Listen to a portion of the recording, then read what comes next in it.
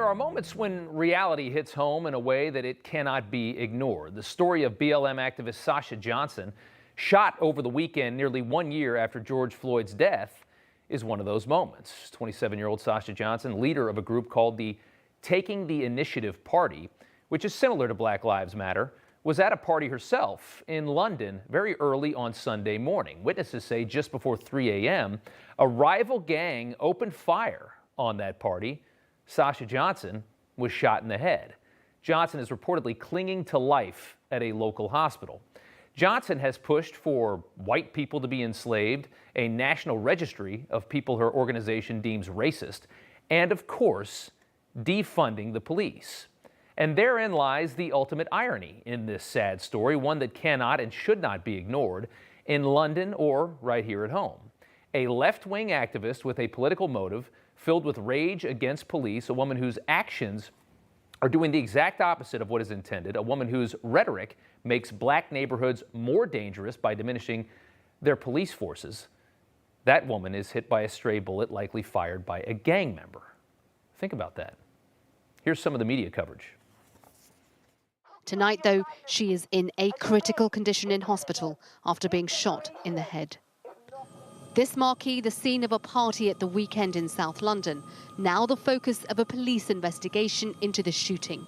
I do believe that it was a party and there was some type of dispute between two individuals or two gangs, and it was wrong place, wrong time.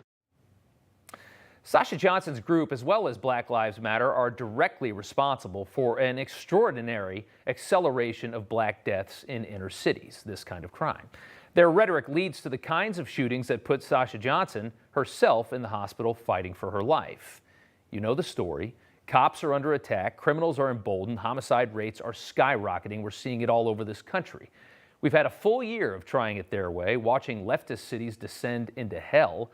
Black Lives Matter yawns when you tell them these stats, just idly waiting for the moment a cop kills a black man, and then all of a sudden black lives actually do matter again to this Marxist movement.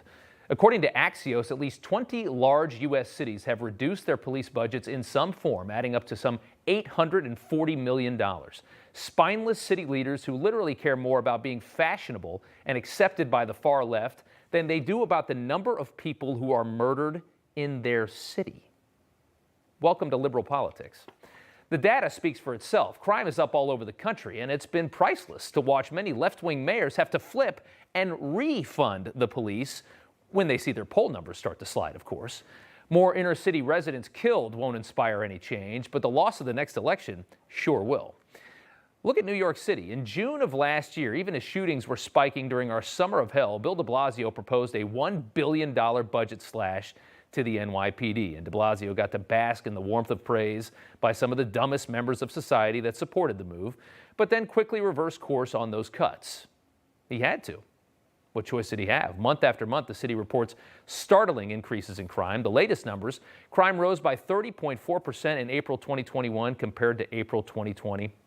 Police saying the greatest increases came in shootings, which were up 166% year over year, April to April. Even de Blasio, with his very limited capacity, can see these numbers are not sustainable. It took nearly 8 years, but de Blasio did just what he promised way back when he first ran. Black residents are now safe from stop and frisk by the NYPD.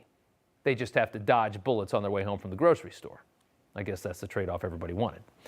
Tomorrow, de Blasio will be kneeling in honor of George Floyd to commemorate his death.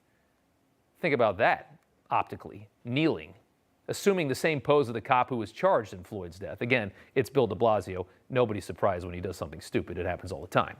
All over the country, leftist leaders are being forced to decide if defunding the police is worth the cost of violence to their constituents. That inevitably follows.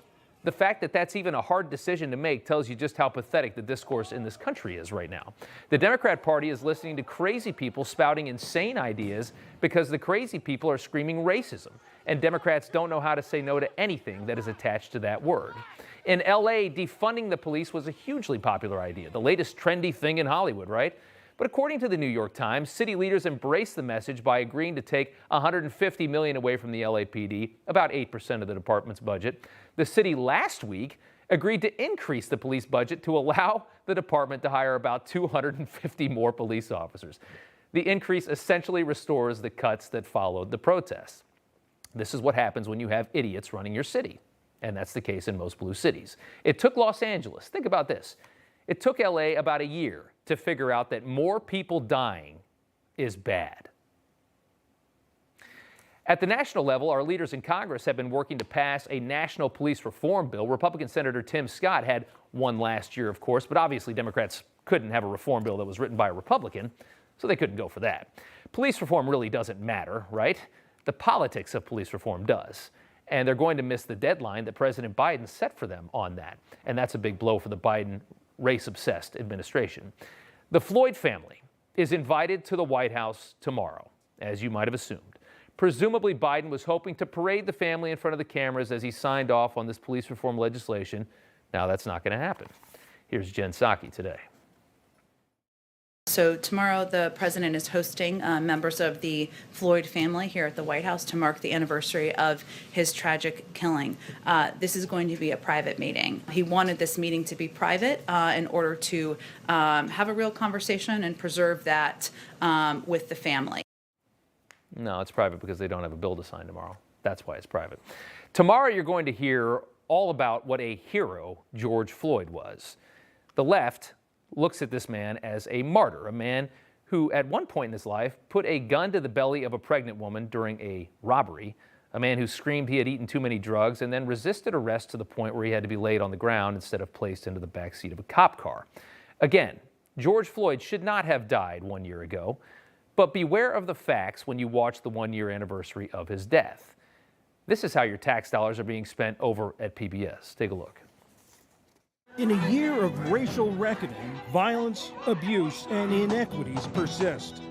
We, the jury, find the defendant guilty. The Chauvin verdict hinted at a path to justice. Yet much more is to be done. Now's the time to act. How can we create lasting change? Race matters. America after George Floyd. PBS not even trying anymore. Full-blown left wing, they couldn't care less. They feel emboldened. Trump's gone, they can be who they really want to be. We can create lasting change, as the ad said, by ditching efforts that make life easier for criminals. You really want to create lasting change? You really want to clean up cities, or you just want to pander to narratives? If you do, make criminals' lives a little tougher. The Justice for Floyd bill is stalled out in the Senate because Republicans are fighting against the progressive urge to eliminate what's called qualified immunity, which is something that protects police officers from lawsuits. The left would love to get rid of that. You want to see crime explode? Get rid of qualified immunity. You want to see a lot more minority killings in inner cities? Get rid of qualified immunity. If that goes, prepare for a world where cops are just going to avoid criminal encounters, just like the left wants. Joining us now is former Minneapolis police officer Steve Dykstra. Steve, thank you so much for coming on. It's good to see you tonight. Thanks for having me, Rob. Of course, yeah. I want to start with qualified immunity. As a former police officer yourself, tell us how important this is to the job that you guys do and what happens if it goes. Well, qualified immunity just lets us do our jobs without the fear of having flagrant lawsuits.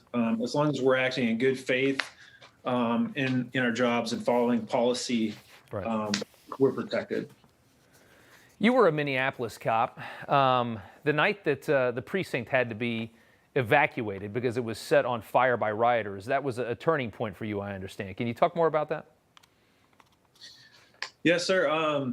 So when I found out that the word had come down from the mayor through the chief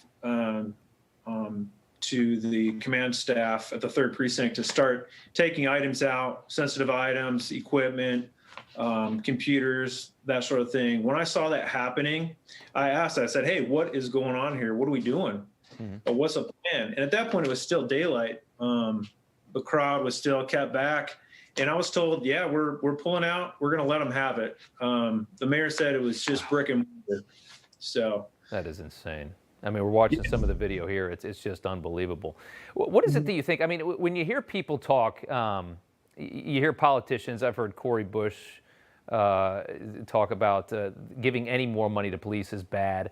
They say cops are bad, that we need to just get rid of policing altogether. Do these people, do you think they really believe the words that are coming out of their mouth, or do they just have some political end game that they're trying to get to? Because how could anybody honestly think that if you got rid of cops in this country that things would get better?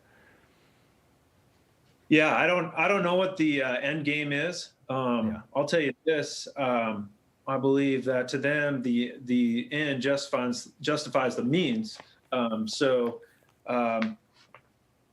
Creating division and creating this war against police is either a cover for something else that's going on, or we're going to be replaced with something that they would prefer, I don't. Yeah. I don't think people will like that either. No, I mean, it's just amazing, man, because I mean, these people make these comments, and I mean, you can go through city by city. This is what happens when you remove police officers. Here are how many more black lives were taken because you remove police officers from these communities, and they just couldn't care less about those numbers. It's unbelievable to me, the way they play this game. Even in places like New York, where here in this city, they have begrudgingly refunded the police. You still see, though, the Democrat leaders trashing police officers. The New York Attorney General, Letitia James, huge liberal, pushing a bill that'll make it easier to charge police officers with the crime. Here's some of her remarks. This system was built to protect and shield officers. In fact, in New York, it is exceedingly difficult to prosecute police officers who kill civilians because of an expansive justification law that gives officers extraordinary wide latitude to use force. I mean, that's the Attorney General. What's your reaction to that? It's disgusting. I mean, officers sign up to do this job. We want to serve and protect.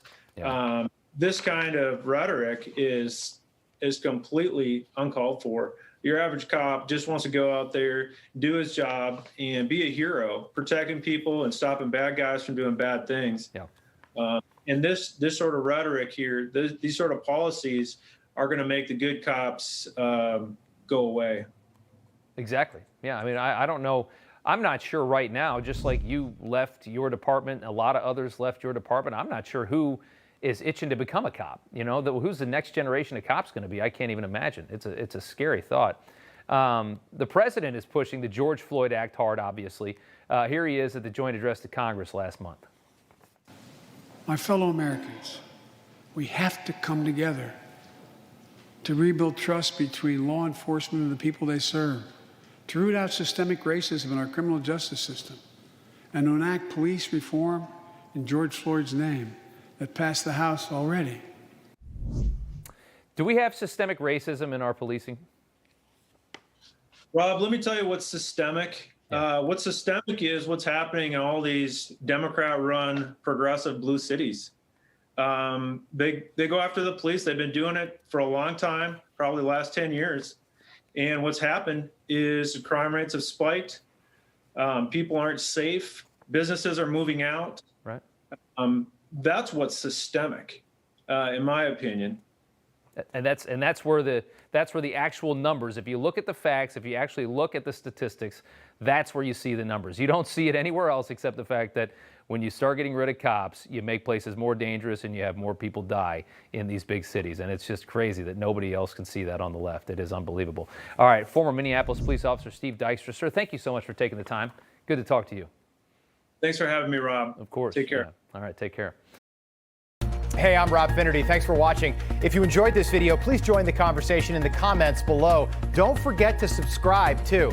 Hit the bell icon to be alerted to breaking news. And remember, there's a whole lot more on Newsmax TV, America's fastest growing cable news network. Newsmax TV, where real news for real people.